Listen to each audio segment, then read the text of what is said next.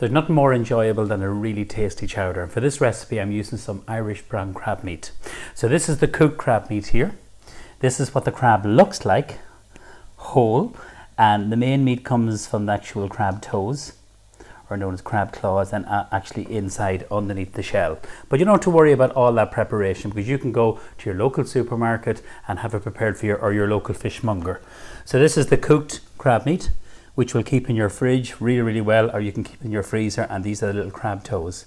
Lovely cooked with some garlic, lemon, parsley and a little bit of butter in the pan. Very simple.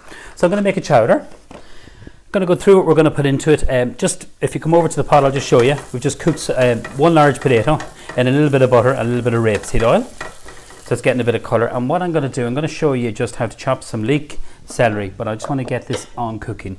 So we've little lardons smoky bacon here, which gives lovely flavour. One small onion chopped, and I'm just going to literally put this into the pan.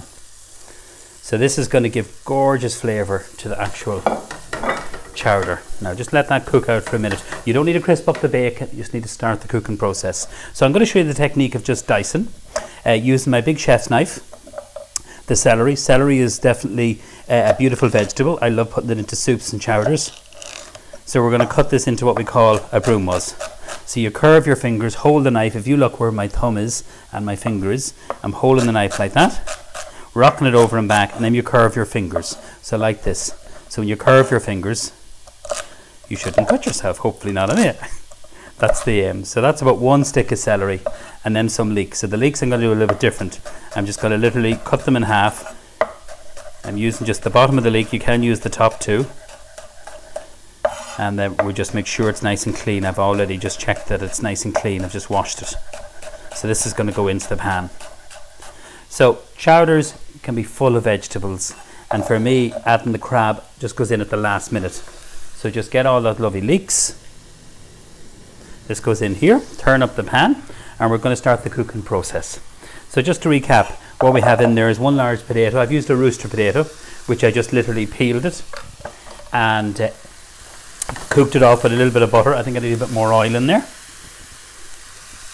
And I'm using the rapeseed oil because this is an Irish rapeseed oil, and it will stop, it has a good kind of like high smoke temperature and stop it from catching. Really important. Now what works really well with this is some lovely fresh thyme.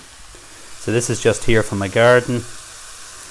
I love to grow fresh thyme, a little bit of rosemary and flat leaf parsley. They're the three herbs that I say to a lot of people to grow. The fresh herbs are just so gorgeous, so fresh. If you look at the lovely fresh herbs behind me, fresh basil, they're worth having in your kitchen too. So I'm going to let this cook off just for a moment. You can put carrot into this. The sweet corn goes in at the very end with the crab, and then with some lovely herbs. So I'm just literally just cooking this out here. Now we're going to deglaze it. So what that means is that some white wine. And a question some people ask, well, what kind of wine do you cook with? Well, it's not good enough to drink, it's not good enough to cook with. You don't cook with expensive wine. So I'm not looking to crisp up the bacon, that's really important. And I've cut them into long little kind of strips, they're called lardons. So this is good Borbia quality assured Irish streaky bacon, and it's smoked and dry cured. So let that cook out for a moment.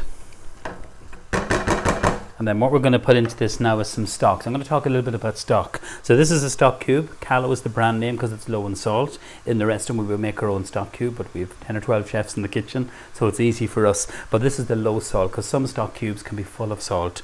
So just literally it's about a pint of stock in here. I'm using some vegetable stock, or you can use some fish stock.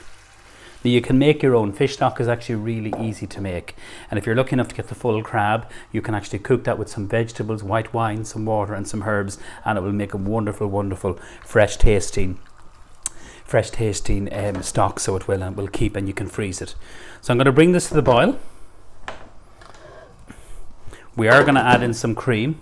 So I just have some whipping cream here. You can use half cream, half milk. I like using the cream. We'll finish it with some fresh herbs. And when I used to make this years ago, I used to put in some flour, but now I find that mixing a little bit of corn flour, that's all I've done, is corn flour and a little bit of water. So you've just diluted it. That will help thicken it, because you don't want a very runny chowder, even though the potato will thicken it and give a nice kind of like thickening kind of richness to it. Okay.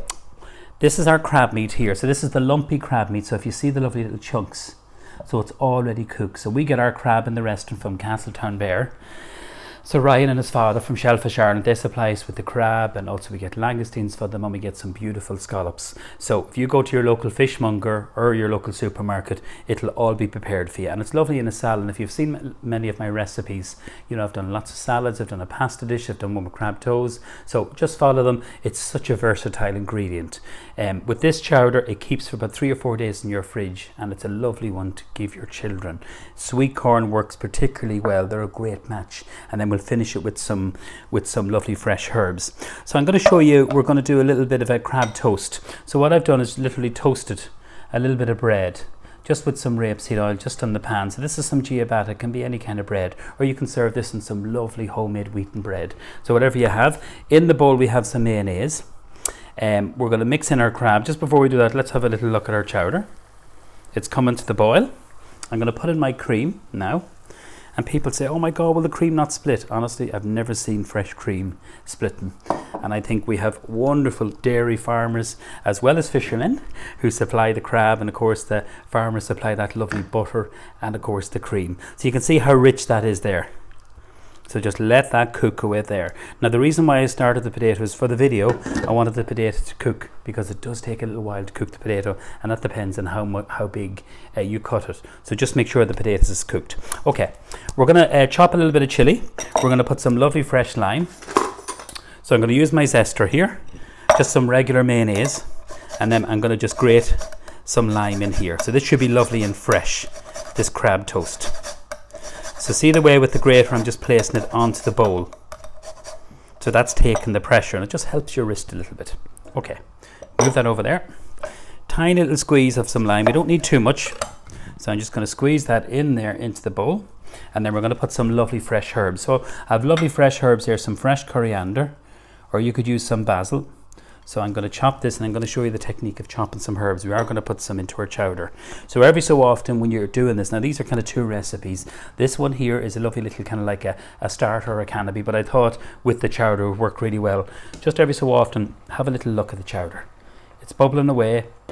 I'll stir it in a minute, but just for the herbs here. So you curve your fingers and you rock over and back. The big knife is always the best. And when you get a little bit more confident, then we just rock it over and back like that. So you don't have to use coriander. You can put some lovely pesto into this. You can put some fresh basil, flat leaf, parsley, dill, whatever you want. It's up to you. Like I'm using 4 herbs here. I got them specifically for the video. Some lovely dill, which we're going to put into that. Some lovely basil, which give lovely freshness. And then we have some coriander. Okay, so that's lovely there. Now, mix this all together. So mayonnaise, just the full fat mayonnaise. We have a little bit of lime zest, lime juice, and these are some chilies. So I want to show you this. This is a lovely family company. Okay, so Taylor's, they're based in Luskin, County Dublin. Again, that's the Borbia quality mark. So these actually grow new season Irish chilies. So I got to visit them last year, and when I went in to their greenhouse where they were growing the chili, it was like going into a sauna. It was so hot, so intense, and it was absolutely fabulous to meet them. The passion they have for growing chilies. And garlic too. So it's great, you know, when you think of it, we're using so many wonderful Irish produce here. Our beautiful brown crab, our lovely rapeseed oil, and then of course we have the lovely bacon, and then we have our dairy, and we have our chilies. So I'm going to chop this really small. Just be careful with the chilies because these can be quite hot. So I don't need too much. I like spice. So chop it really fine.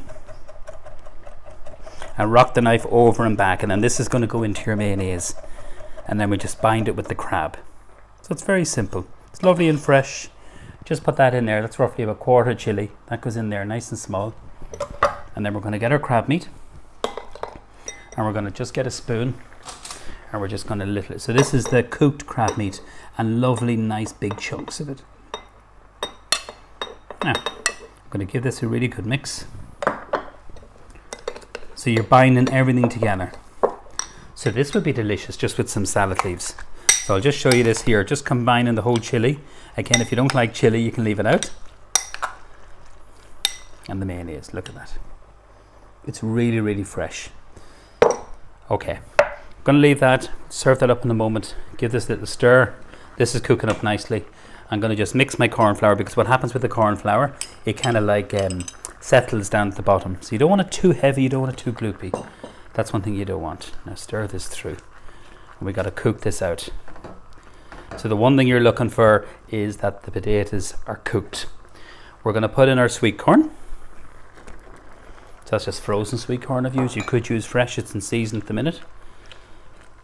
And if I think that it's still a little bit too runny, definitely what I'll do, I will add in a little bit more corn flour. Okay, some sea salt, a couple of pinches of that, and then a little bit of black pepper.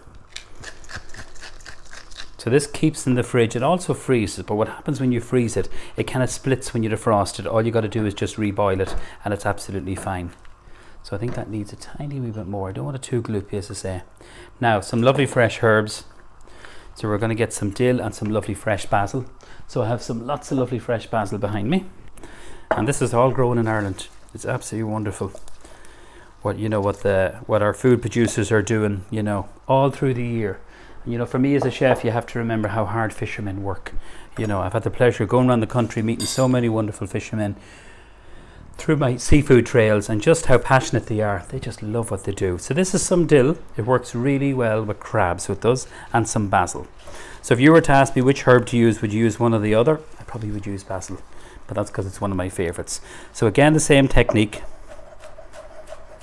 Curve your fingers. Now normally what you do with basil is you tear it, but this is going to go straight in, and then we're going to add in our crab. And the hardest thing about this is doing all the chopping. It really doesn't take long to cook. I do like using the cream because it gives a lovely richness. And we'll just literally scoop it up, and this is going to go in here. Now watch your fingers when you're doing that. Lovely. Okay, so stir this through. I always like to add herbs at the last minute because they're lovely and fresh. So they give lovely freshness, and them are beautiful cooked crab. So lots of that. So it works really well. The creaminess, the sweetness from the corn. Stir this through. You want it packed with crab if you can. You could put a little bit more liquid into it, but I'm not going to do that. I think that's good. We're just warming that through. So I'm just going to let that simmer there. Give it one more final stir, and I think it looks great. You could put carrot into it. Now we're going to serve up. So the first thing we'll do is our little crab toast. So if you just get your bread, and then just probably 3, I have 4 done there, but 3 should be enough. And just literally just get your toasted bread or wheaten bread and just literally spoon this on here. Now look at that. You can see the lovely freshness there from the crab, but also we have that beautiful chilli, which is grown in Ireland. Pack it up. And the bread that I'm using is the ciabatta bread here. Now, this is the last one here. Perfect. Gorgeous. So that's your crab toast. Now for our chowder. So a small little bowl. I always say there's eating and drinking in a chowder. I'm going to switch that off. So we're just going to bring this up, and you can see the lovely little chunks of crab there. And that lovely, lovely kind of sauce, soup, whatever you want to call, liquid. Just give the plate a little wipe. And I'll tell you, you're not going to be hungry after this. That is 2 lovely recipes. The first one is the very simple, I'll just give this a little wipe here, is the very, very simple and delicious crab toast. And then the next one, which I've just served up, is our lovely crab and sweet corn chowder. So we just arrange with a couple of little fresh herbs on top. And there we go. So enjoy these 2.